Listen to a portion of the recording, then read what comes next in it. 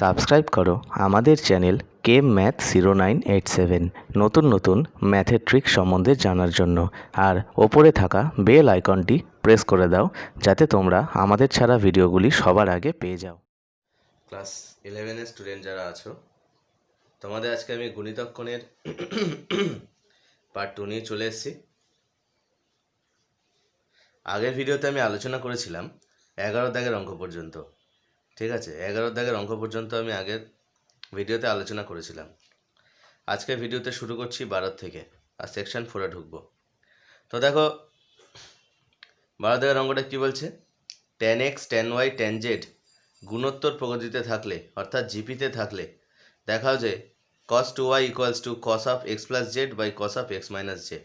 তাহলে tan x tan y আর tan z এই যে তিনটে সংখ্যা, এগুলো কি গুণোত্তর প্রগতি বা জিপিতে আছে?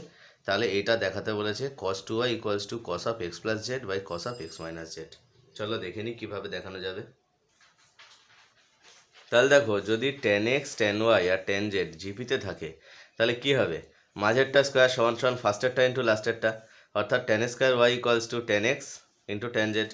তাহলে আমাকে বাম পক্ষতে cos 2y দিয়ে দিয়েছে, তো তাহলে cos 2yকে আমরা লিখতে পারি তো, মানে cos 2 থিটা, ফর্মুলা কি 1 minus tan square theta by 1 plus tan square theta, অর্থাৎ cos 2yকে আমরা লিখতে পারি 1 minus tan square y by 1 plus tan square y। হলো, এবার tan স্কোয়ার y মানে কি, tan স্কোয়ার y মানে tan x tan z। তাহলে এই tan স্কোয়ার y এর জায়গায় tan x tan z put করে দিলাম, তাহলে এটা হয়ে গেল 1 minus tan x tan z by 1 plus tan x tan z।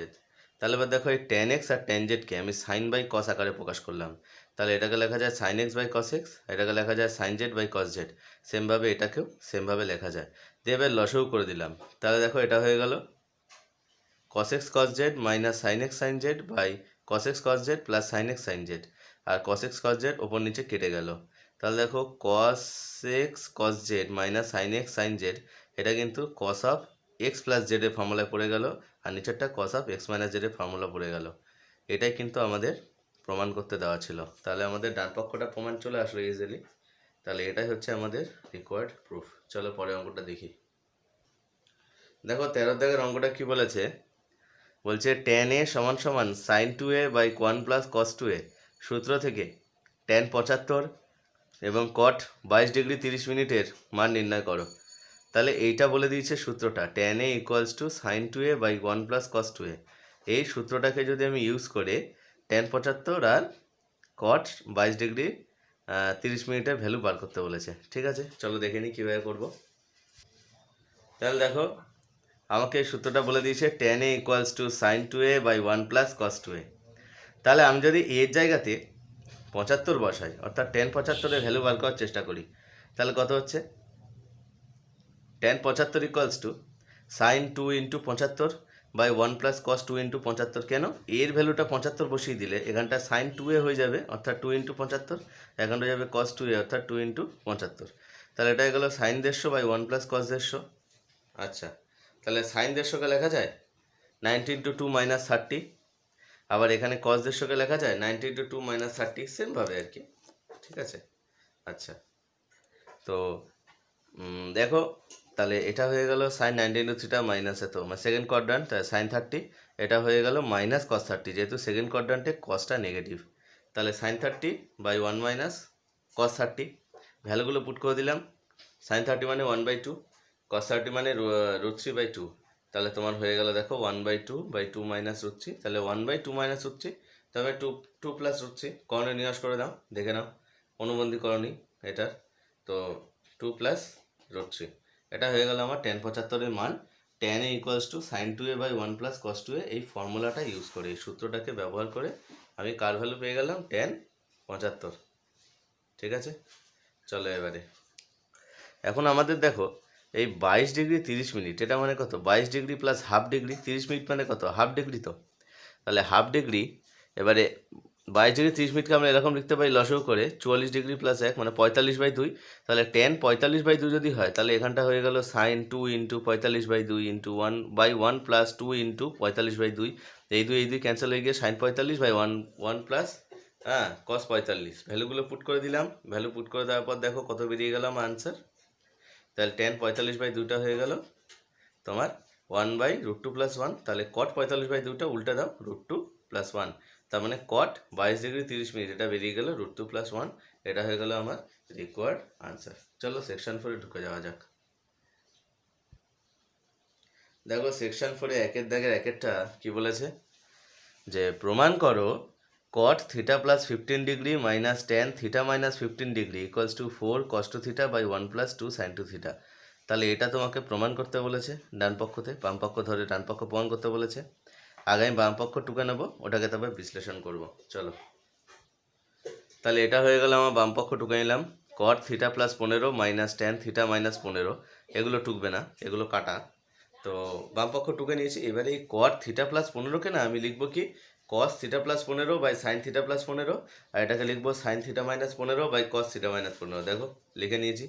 তাহলে এবারে এই দুটো নিচে লসাগু হলো sin θ + 15 cos θ - 15, আর উপরে দেখো লসাগু হয়ে এটা হয়ে গেল cos a cos b - sin a sin b। তাহলে দেখো cos a cos b - sin a sin b। তাহলে দেখো এটা তোমার ওই যে একটা ফর্মুলা আছে না, cos a + b * cos a - b, মানে cos square θ cos square a - sin square b, আবার sin a + b * sin a - b, মানে sin square a - sin square b। ঠিক আছে, ওই ফর্মুলাটা ফেলেছি, বা ডাইরেক্ট cos a + b ও করা যায়, মানে যেহেতু cos a cos b + sin a sin a sin b ওরকম ফর্মুলা আছে, তাই জন্য আমি cos a + b এর ফর্মুলাতেও ফেলতে পারি। বাট এই অঙ্ক এইটা ফর্মুলা ফেলা ভালো হবে। তো এটা গেল cos square θ - sin square 15 - sin square θ - sin square 15। এটাকে ব্র্যাকেটের বাইরে আনার পরে দেখো এই sin স্কয়ার 15 + sin স্কয়ার 15 কেটে গেল, উপরে হয়ে গেল cos স্কয়ার θ - sin স্কয়ার θ, আর নিচে যেহেতু sin θ + 15 আর cos θ - 15 আছে, ওই জন্য জোর করে একটা 2 গুণ করলাম, তার কারণ যোগফল গুণফলের ফর্মুলায় পড়বে, তাই জন্য উপরেও একটা বাই ডিফল্ট 2 দিয়ে গুণ করতে হবে। তাহলে দেখো ওপরে নিচে 2 দিয়ে গুণ করলাম, তাহলে ওপরে হয়ে গেল 2 cos স্কয়ার θ - sin স্কয়ার θ, আর নিচে হয়ে গেল 2 sin θ + 15 / cos θ - 15, মানে 2 sin a cos b। 2 sin a cos b formula কি sin a + b + sin a - b। ওটা ফেললে দেখো তোমার এই ধরনের আকার চলে আসবে। ঠিক আছে, দেখে নাও। তাহলে দেখো এটা তোমার এদিকে আনলে হয়ে যাবে, ভ্যালুটা যদি পুট করে দিই sin 30 ভ্যালুটা পুট করে দিলে দেখো আমার আনসারে উপনীত হবে। তাহলে আমি যদি sin 30 ভ্যালুটা পুট করে দিই হাফ, তাহলে এটা হয়ে গেল 4 cos 2θ / 1 + 2 sin 2θ = RHS। অর্থাৎ এটা তো আমাকে প্রমাণ করতে বলেছিল। ঠিক আছে, এটাই প্রমাণ করতে বলেছিল, আমার প্রমাণ চলে আসলো। চলো দুইয়ের দাগের অঙ্কটা কি বলেছে দেখি। দেখো দুইয়ের দাগের অঙ্কটা বলেছে tan π/4 + θ + tan π/4 - θ = 2 sec 2θ। তাহলে এটা বলেছে আমাকে দুইয়ের দাগের অঙ্কটা, মানে আমাকে বাম পক্ষতে tan π/4 + θ + tan π/4 - θ = 2 sec 2θ দেখাতে বলেছে। চলো তাহলে দেখো আমি লেফট হ্যান্ড সাইডটা টুকে নিলাম, tan π/4 + θ + tan π/4 - θ। তাহলে tan π/4 + θ এটাকে আমি লিখতে পারি তো sin π/4 + θ / cos π/4 + θ, এটাকে লিখতে পারি sin π/4 - θ / cos π/4 - θ। এবার নিচে যদি লসাগু করি, ওটার লসাগু করলে এরকম ফরম্যাট আসবে। তাহলে sin a cos b - cos a sin b, তাহলে কি হয়ে যাবে sin a cos b minus cos a plus cos a sin b, এরকম হয়ে যাবে। তাহলে ফর্মুলা কী হবে sin a + b, এটা প্লাস এটা হয়ে যাবে। এবারে ওপর নিচে 2 দিয়ে কেন গুণ করেছি বলো তো, এর নিচে দেখো cos a cos b ফর্মুলায় পড়বে। তাহলে 2 cos a cos b formula ফেলার জন্য নিচে একটা 2 দরকার, তো ওই 2টা ওপরেও গুণ করতে হবে। তো ওপরেও 2 দিয়ে গুণ করলাম, নিচেও 2 দিয়ে গুণ করলাম, তাহলে 2 cos a cos b, আর ওপরে দেখো এখানে হয়ে গেল 2 sin π/2, কেন π/4 যোগ হলে π/2। তাহলে দেখো 2 cos a cos b formula হচ্ছে cos a + b + cos a - b। Formula ফেলে দেওয়ার পর দেখো এরকম বেরিয়ে গেছে, নিচে একটা বেরোলো cos 90 প্লাস আরেকটা বেরোলো হচ্ছে তোমার cos 2θ। তাহলে cos 90 ভ্যালু তো আমরা 0 জানি, তাহলে 2/cos 2θ। আচ্ছা 2/cos 2θ মানে কি 2 sec 2θ না, তাহলে 2 sec 2θ আমার রিকোয়ার্ড টু প্রুফ চলে আসলো। এটাই আমাকে ডান পক্ষতে প্রমাণ করতে বলেছিল। চলো আমরা তাহলে 3 দাগের অঙ্কটাতে চলে যাই। চলো দেখো 3 দাগের অঙ্কটা কি প্রমাণ করতে বলেছে, বলছে cos cube theta into cos 3θ plus sin cube theta sin 3θ = cos cube 2θ। তাহলে cos cube theta into cos 3θ এটাকে তো ব্রেক করতে হবে, বুঝতে পারছি, আর sin কিউব থিটা sin 3θ এটাকেও ব্রেক করতে হবে। এটা সমান ডান দিকে দেখাতে বলেছে cos কিউব 2θ। ঠিক আছে, চলো তাহলে আমরা প্রমাণ করতে লেগে পড়ি। দেখো আমরা তাহলে বাম পক্ষটা টুকে নিলাম, এলএইচএসটা টুকে নিলাম, কস cube theta cos three theta plus sine cube theta sine three theta. তাহলে এবার দেখো আমি যদি কস কিউব থিটাটাকে রেখে কস থ্রি থিটাকে যদি আমি ব্রেক করি তাহলে 4 cos cube theta minus 3 cos theta, এটা হচ্ছে কস থ্রি থিটার formula, 4 cos cube theta minus 3 cos theta. সেমভাবে আমি সাইন থ্রি থিটার ফর্মুলা ফেললে 3 sine theta minus 4 sine cube theta. Formula ফেলার পর দেখো সিম্পলি আমি কি করলাম, গুণ করে দিলাম। তাহলে এটা হয়ে গেল 4 cos to the power 6 theta minus 3 cos to the power 4 theta plus 3 sin to the power 4 theta minus 4 sin to the power 6 theta. এবারে আমি কি করলাম, sin টু দি পাওয়ার 6 আর cos টু দি পাওয়ার 6 কে 4টা common নিয়ে এক জায়গায় আনলাম, cos to the power 6 theta minus sin to the power 6 theta minus 3টা কমন নিয়ে cos to the power 4 theta minus sin to the power 4 theta, মানে আলাদা করলাম দুটোকে। ঠিক আছে, আলাদা করার পরে কি করলাম, আলাদা করার পরে আমি যেটা করলাম সেটা হচ্ছে যে 4 এটাকে তার লেখা যায় তো কস স্কোয়ার থিটা তার whole cube minus sine square theta তার হোল কিউব, এই যে cos to the power 6 theta minus sine to the power 6 থিটাকে এই আকারে লেখা যায় কস স্কোয়ার থিটা তার whole cube minus sine square theta তার হোল কিউব। আচ্ছা, মাইনাস এই cos to the power 4 theta minus sine to the power 4 theta এটাকে লেখা যায় কস স্কোয়ার থিটা তার whole square minus sine square theta তার whole square. তাহলে ওখান থেকে আমি যদি ওটাকে এ কিউব মাইনাস বি কিউবের ফর্মুলায় যদি ব্রেক করি তাহলে A minus B whole cube plus 3ab into A minus B. সেমভাবে পরেরটাকে যদি আমি এ স্কোয়ার মাইনাস বি স্কোয়ারের ফর্মুলা ব্রেক করি তাহলে A plus B into A minus B এই ফর্মুলা হয়ে যাবে। তাহলে এবার দেখো, তাহলে এটা হয়ে গেল 4। দেখো এবারে এটা মানে কত, কস টু থিটা, তো তাহলে কস কিউব টু থিটা যেহেতু কিউব আছে। আচ্ছা, এটা হয়ে গেল 3 কস square theta sine square theta, এটা হয়ে গেল কস টু থিটা। ঠিক আছে, এই যে, আর দেখো এখান থেকে এটা মানে তো 1 আর এটা মানে কস টু থিটা, তাই জন্য এখানে হয়ে যাবে মাইনাস 3 কস টু থিটা।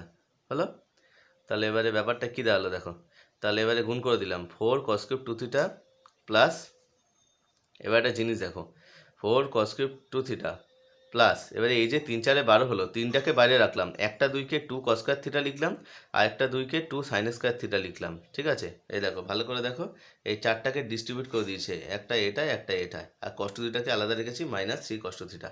আমার তো কস টু থিটা আনতে হবে না সব জায়গাতে, ওই জন্যই আমার মেন কাজ হবে যে কস স্কোয়ার থিটার সাথে 2 গুণ করে 1 প্লাস কস টু থিটা লেখা আর সাইন স্কোয়ার থিটার সাথে 2 গুণ করে 1 মাইনাস কস টু থিটা লেখা।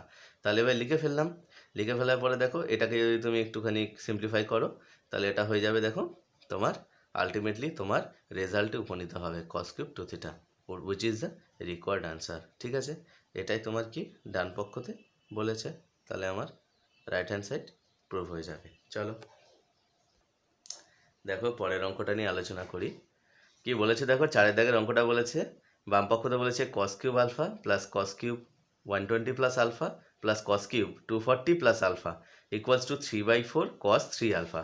তাহলে আমার বাম পক্ষতে cos cube alpha plus cos cube 120 plus alpha plus cos cube 240 plus alpha, এবারে যেহেতু কিউব আছে ওই জন্য আমাকে কিন্তু 4 দিয়ে গুণ করে এটাকে 4 কস কিউব ওটাকে আবার ব্রেক করতে হবে, বুঝতে পারলে? তার কারণ কিউবের কসের কোনো ফর্মুলা কিন্তু আমাদের আপাততভাবে জানা নেই, তো ব্রেক করতে হলে 1/4 দিয়ে 4 কস কিউব থিটা ওইভাবে লিখে আমাকে ওই কস থ্রি থিটা, হ্যাঁ কস three theta minus 3 cos theta এই টাইপের ব্রেক করতে হয়, বুঝতে পারলে? তো 1/4 দিয়ে প্রথমে কাজ হবে গুণ করা, এই কিউবগুলো যদি না থাকতো না তখন আলাদা হয়ে যেত ব্যাপারটা, তখন ব্যাপারটা আলাদা হয়ে যেত সম্পূর্ণ। ঠিক আছে, অঙ্কটাও আলাদা হয়ে যেত। আচ্ছা, এই অঙ্কটা ভালো অঙ্ক। ঠিক আছে, চলো তাহলে তুলে নিয়েছি cos cube alpha plus cos cube 120 plus alpha plus cos cube 240 plus alpha.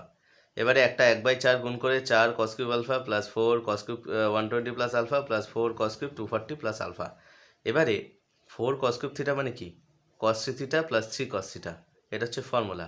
ঠিক আছে, এই দেখো আমি লিখে দিয়েছি, এই যে cos three theta minus 4 cos cube theta equals to cos three theta equals to 4 cos cube theta minus 3 cos theta.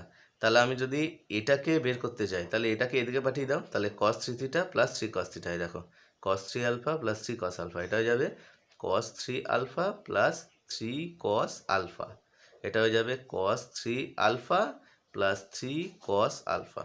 হলো, তাহলে এবারে এইগুলোকে আবার ফার্দার ব্রেক করে নেবো, লিনিয়ার চলে আসলে একটা ব্যাপারটা, একটা লিনিয়ার চলে আসলো, ফলে আমার এটা ভুল করেছি, এটা যাবে কস 3 থিটা প্লাস 3 কস আলফা। আচ্ছা, তাহলে এবার দেখো কি করলাম, কসগুলোকে শুধু আলাদা করলাম আর 3টা কমন নিয়ে ওগুলোকে আলাদা করলাম। তাহলে এটা হয়ে গেল cos 3 alpha plus cos 360 plus 3 alpha, 3 দিয়ে গুণ করে দিলাম, আর এটা গেল কস 720 প্লাস 3 আলফা, আর এটা গেল 3 কমন নিয়ে কস, এটা হয়ে গেল। ঠিক আছে, এবার দেখো এইগুলোকে আমি ছোট করে নিলাম। 360কে লিখলাম 19/4 প্লাস 3 আলফা, এটাকে আমি লিখলাম 19/8 প্লাস 3 আলফা, আর এগুলো যেরকম ছিল সেরকমই রাখলাম, ভাঙলাম না আর। তাহলে এবার দেখো cos 3 alpha plus cos 3 alpha plus cos 3 alpha, দেখো তিনটেই কস 3 আলফা চলে আসবে। ঠিক আছে, তিনটেই কিন্তু ফার্স্ট কোয়াড্রান্টে পড়ে যাবে, তাহলে তিনটেই কস 3 আলফা চলে আসলো। তাহলে দেখো, আর এটাকে আমি কী করছি, এটা আর এটাকে আমি ফর্মুলায় ফেলছি cos C plus cos D. তাহলে cos C plus cos D formula কি, 2 cos c plus D by two into cos C minus D by two. এইভাবে এই দুটোকে ফর্মুলা ফেলেছি, কস আলফাকে আনচেঞ্জ রেখেছি। ঠিক আছে, আচ্ছা তো চলো, তাহলে এদিকে গিয়ে কী হয়ে গেল ব্যাপারটা দেখো, তাহলে 1/4, তাহলে এটা হয়ে গেল 3 cos 3 আলফা প্লাস 3 cos, এটা তাহলে দেখো ভ্যালুগুলো বসিয়ে এই ধরনের কিছু একটা বেরোলো। তাহলে এবার দেখো সাইন 90/2 প্লাস আলফা, মানে থার্ড কোয়াড্রান্টে কস নেগেটিভ, তাহলে এটা হয়ে যাবে মাইনাস কস আলফা, সামনে একটা কস আলফা আছে, এটা কেটে গিয়ে আলটিমেটলি এটা হয়ে যাবে। তাহলে 3 cos 3 alpha, 3 cos 3 alpha by নিচে একটা 4 থাকবে, তাহলে 3/4 cos 3 আলফা, এটাই হয়ে যাবে আমাদের রিকোয়ার্ড আনসার। চলো তাহলে নেক্সট অঙ্কটা দেখে নিই আমরা। দেখো 5 দাগের অঙ্ক কি বলছে, দেখো 5 দাগের অঙ্কটা বলছে tan 70 minus tan 50 plus tan 10 equals to √3। তাহলে দেখো tan 70 minus tan 50 plus tan 10 equals to √3 প্রমাণ করতে বলেছে। চলো বাম পক্ষ তুলে নিই, তারপর দেখি কী কী কঠিন মানে ব্যাপার আসছে অঙ্কটা সলভ করার ক্ষেত্রে। চলো, তাহলে দেখো অঙ্কটা আমরা টুকে নিয়েছি, tan 70 minus tan 50 plus tan 10 equals to, এই 70কে লিখলাম 60 প্লাস 10, আচ্ছা 50কে লিখলাম 60 মাইনাস 10, আর tan 10কে tan 10ই রাখলাম। তাহলে এবার দেখো tan a plus B formula ফেললাম, tan a plus tan b by 1 minus tan a tan b, tan a minus B formula ফেললাম, tan a minus tan b by 1 plus tan a tan b। ঠিক আছে, এটা plus tan 10। তাহলে এবার দেখো ভ্যালুগুলো put করে দিলাম, পুট করে দেওয়ার পরে এই ধরনের একটা জিনিস তৈরি হলো, যেখানে দেখতে পাচ্ছি আমি tan 10টা সব জায়গায় অকার করছে। তাহলে tan 10টাকে ছোটো করে নেওয়ার জন্য এত বড় বারবার লেখার দরকার নেই, এক্স ধরে নিলাম। তাহলে এটা কিভাবে হয়ে গেল simplify, √3 plus x by 1 minus √3 x minus √3 minus x by 1 plus √3 x plus x. বলো বুঝেছো কি না, tan 10-এর জায়গাতে এক্স বসিয়ে গেছি শুধু। ঠিক আছে, আচ্ছা এবারে কি করলাম আমি সিম্পলি এই দুটোকে লসও করে দিলাম নিচে। আচ্ছা পরের পৃষ্ঠা হয়তো করেছি, দাঁড়াও, হ্যাঁ লসও করে দিয়েছি, বাট এই এক্সটাকে ইনভলভ করে নিই, যে এক্সটা শেষে ছিল ওটাকে ইনভলভ করে নিই, লসও করে দিয়েছি। লসও করে দিয়ে এরকম একটা ফর্ম তৈরি হয়েছে, এভাবে কাটাকুটি হয়ে গিয়ে আলটিমেটলি এটা বেরোলো। ঠিক আছে, ভালো করে দেখে নাও, এগুলো ক্যালকুলেশনের ব্যাপার, তোমরা একবার দেখলে বুঝে যাবে, না বুঝলে কমেন্ট সেকশনে অবশ্যই জানাবে। তাহলে এটা বেরোলো। ঠিক আছে, আর এটা বেরোনোর পরে তুমি যদি ভালো করে দেখো, 3 কমন নিলে এটা হয়ে গেলো 3x minus x cube by 1 minus 3x square. তাহলে ভালো করে দেখো, 3 into 3 tan 10 minus 10 cube 10 1 minus 3 tan square 10, এটা কিন্তু একটা ফর্মুলা, জানো তো কিসের ফর্মুলা বলো তো, tan 3 থিটা। tan 3 থিটার ফর্মুলা হচ্ছে 3 tan theta minus 10 cube theta by 1 minus 3 tan square theta. তাহলে এটা হয়ে গেল 3 ইন্টু, এই ফর্মুলাটা হচ্ছে tan 3 থিটার, তাহলে এখানে থিটার জায়গাতে আমাদের 10 আছে, তাহলে tan 3 থিটা অর্থাৎ tan 30, অর্থাৎ 3 ইন্টু 1/√3, অর্থাৎ √3 ইজ দ্য কারেক্ট আনসার। আমাদের ডান পক্ষটা চলে আসলো, অর্থাৎ ডান পক্ষতে √3 বেরোবে। চলো 6 দাগেরটা দেখো, 6 দাগেরটা বলছে tan theta into tan π/3 plus theta tan π/3 minus theta equals to tan of 3 theta, এটা প্রমাণ করতে বলেছে। তাহলে বাম পক্ষে এটা বলে দিয়েছে, আর ডান পক্ষে প্রমাণ করতে বলেছে tan 3 থিটা। তাহলে tan theta into tan of π/3 plus theta tan of π/3 minus theta. দেখো এই অঙ্কটা কিন্তু ভালো অঙ্ক, ঠিক আছে, না পারার মতো অঙ্ক, একটা ছোট্ট ট্রিক্স আছে একটা। দেখো তাহলে লেফট হ্যান্ড সাইডে যেটা ছিল সেটা নিয়ে নিলাম, tan theta plus tan of π/3 plus theta tan of π/3 minus theta. তাহলে tan থিটাকে রেখে দিলাম। এবার tan a plus B formula কি, tan a plus tan b by 1 minus tan a tan b। সেমভাবে এটা ফর্মুলা কি, tan a minus tan b by 1 plus tan a tan b। এবারে tan π/3 ভ্যালু হচ্ছে √3, মানে tan 60 ভ্যালু √3, পুট করে দিলাম। Put করে দেওয়ার পর দেখো এই ধরনের এক্সপ্রেশন চলে আসলো। এবার দেখো এইটা আর এইটা লসগু হয়ে যাচ্ছে নিচে, লসগু হলে এটা হয়ে যাবে a স্কোয়ার মাইনাস এটা স্কোয়ার মানে b স্কোয়ার। আর ওপরে হয়ে যাবে দেখো এটা ইন্টু এটা, মানে এটা হয়ে যাবে তোমার লসাগু না, অ্যাকচুয়ালি গুণ হয়ে যাবে, লসাগু হবে না, সরি, মাঝে প্লাস থাকলে তো লসাগু হতো, এটা গুণ হবে। তাহলে A plus B into A minus B, অর্থাৎ root three square minus tan square theta, মানে টেন থিটা স্কোয়ার। তাহলে এটা হয়ে যাবে কত, three minus tan square theta by one minus three tan square theta. আচ্ছা তোমরা এবারে এই টেন থিটাটাকে দিয়ে আমি গুণ করে দিলাম ওপরে, তাহলে এটা হয়ে গেলো three tan theta minus tan cube theta by one minus three tan square theta. আচ্ছা এটাই তো টেন থ্রি থিটার ফর্মুলা, তাহলে আমাকে ডান পক্ষতে তো এটাই দেখাতে বলেছে, অর্থাৎ আমার কিন্তু RHSটা প্রুভড হয়ে গেল। ঠিক আছে, তাহলে টেন থিটাটাকে এখানে গুণ করলে তোমার টেন থ্রি থিটার ফর্মুলা অকার করবে। চলো দেখো সাতের দাগের অঙ্কটা কি বলছে, বলছে tan theta plus two tan two theta plus four tan four theta plus eight cot eight theta equals to cot theta. দেখো এই যে অঙ্কটা আছে না, এই অঙ্কটা কিন্তু খুব ভালো অঙ্ক। ব্যাপার হচ্ছে এই ধরনের অঙ্ক যখন থাকবে না, তুমি শেষ দিক থেকে শুরু করবে, শেষ থেকে শুরু করবে।